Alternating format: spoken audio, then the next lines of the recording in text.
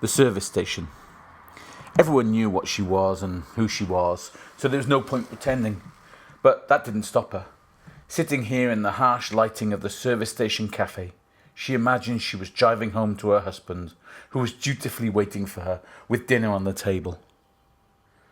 But there would be no drive home tonight, and there would be no doting husband. Instead, she'd sit and wait until she was needed. Then she'd close her eyes and do her duty. There were 8 men in the place, the petrol pump attendants, the cafe staff, and the 3 businessmen heading to somewhere, but no customers. She provided a different service at this service station. The businessmen looked at her and whispered and smiled to each other. They were quick to judge. She was the whore, the Jezebel, the fallen woman. They'd never say it to her face, but their disapproving looks told her all she needed to know. Why were people so unwilling to look beyond the obvious? Did it make them feel uncomfortable to see the truth? She hadn't made the choice to sit in a near-deserted petrol station on a windswept road, waiting for lonely truck drivers to satisfy their needs. She hadn't fallen. She was pushed. Her father's abuse was physical, sexual, and emotional. That saying about sticks and stones breaking bones, but words never hurting, is so untrue.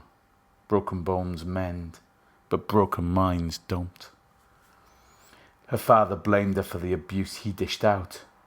He was the first man to call her a whore, the first man to make her unmarriable, and the first one to remind her of that fact.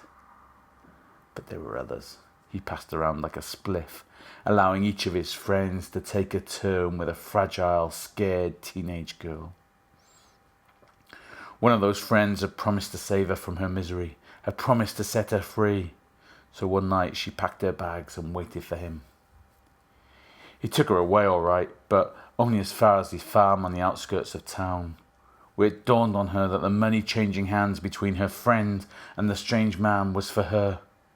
She was being sold like a used carpet. She was now the property of the owner of the gas station. Not that the other members of staff knew that he was her boss, her pimp, her lover. To them, he was the respectable married man who ignored her when he visited the station and who spoke about her in disapproving, hushed tones to the others. But when the others had gone, he'd take his piece of the action and his share of the money.